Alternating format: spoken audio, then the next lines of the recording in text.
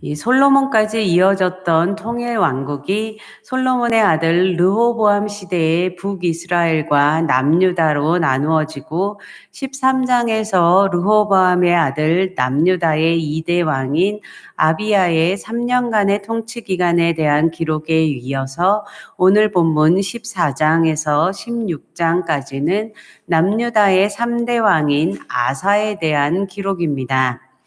아사는 약 41년간 유다를 다스리게 되는데 먼저 14장 1절에서 8절은 아사의 1차 종교개혁과 국방 강화에 대한 기록입니다.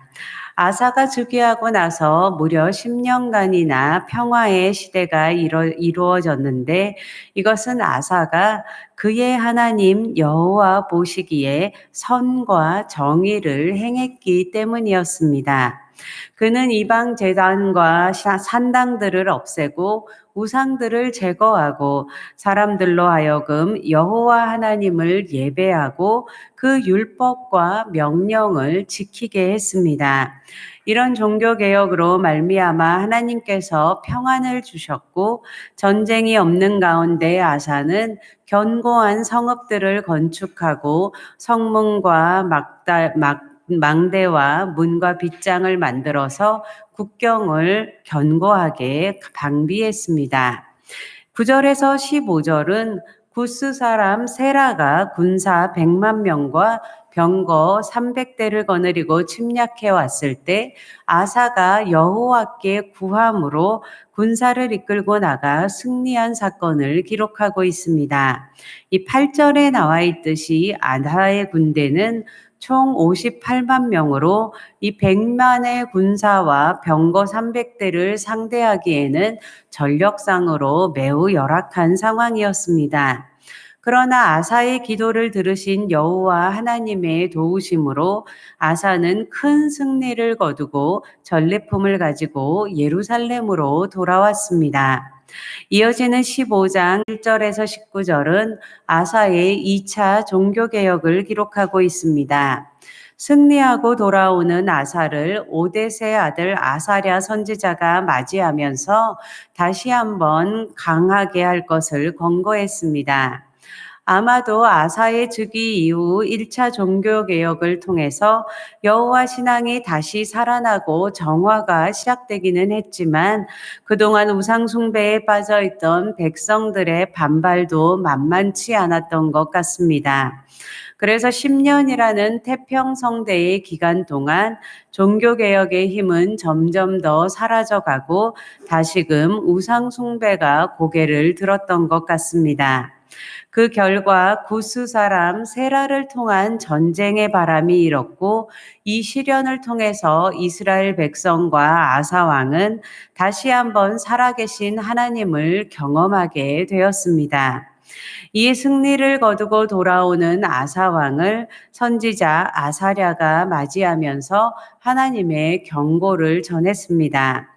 15장 2절에서 7절의 선지자 아사랴는 너희가 여호와와 함께하고 여호와를 찾으면 여호와 하나님께서도 너희와 함께하실 것이지만 너희가 여호와를 버리면 환란이 임할 것이라고 말하며 이번에 환란이 임했을 때에 너희가 다행스럽게도 여호와를 찾았기 때문에 여호와 하나님을 만날 수 있었다고 책망 섞인 말을 했습니다.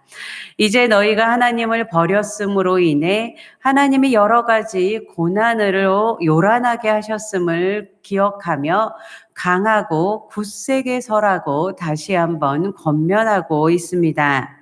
이에 아사는 8절에서 18절에서 다시 한번 굳세게 2차 종교개혁을 단행했고 19절의 말씀처럼 이때부터 아사왕 35년까지는 다시는 전쟁이 없었습니다.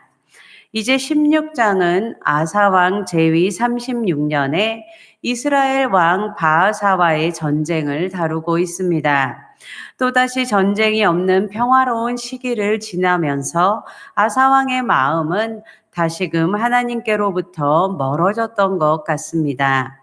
이스라엘 왕 바하사가 침략했을 때는 구스 사람 세라가 침략했을 때 하나님께 의뢰했던 것과는 달리 아람 왕 베나닷에게 여호와의 전 곳간에 있던 은금을 포함한 제물들을 바치며 도움을 요청했습니다. 이 7절에서 9절은 이런 아사를 선견자 하나니가 책망한 내용입니다. 하나님은 여호와 하나님을 믿고 의지해야 할 신정 왕국의 왕인 아사가 이 여호와 하나님을 의지하지 않고 외교적, 군사적인 세상의 힘을 빌어서 문제를 해결하려고 했던 불신앙적이고 인본주의적인 행동에 대해 책망했습니다.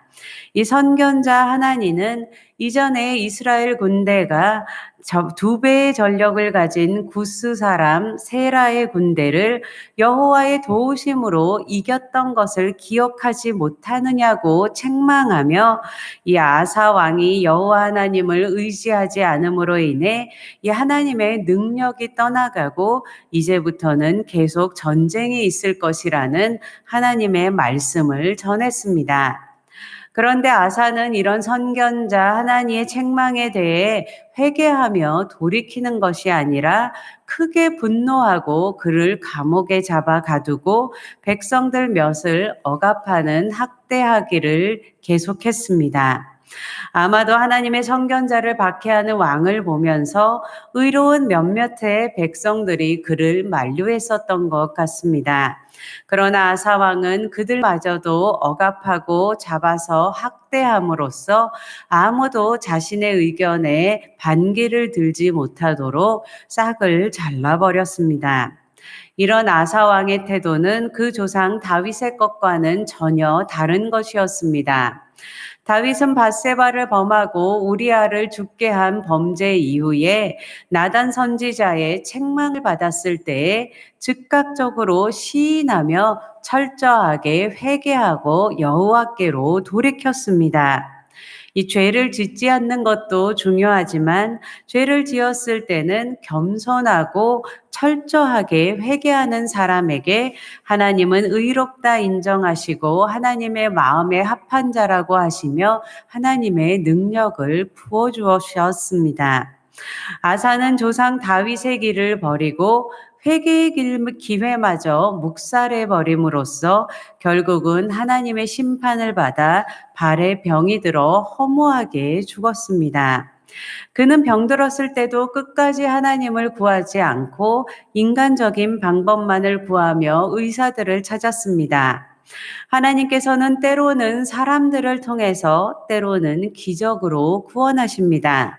그러나 사람들을 통한 구원도 기적의 구원도 먼저 하나님을 구할 때 하나님의 선하신 뜻에 의해서 이루어지는 것임을 기억하시는 성도들 되시기를 축복합니다.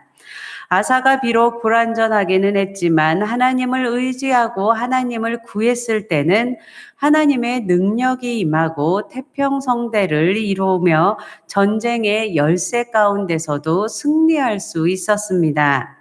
이 사람은 불완전하기 때문에 넘어질 때도 있고 실수할 때도 있고 죄에 빠질 수도 있습니다.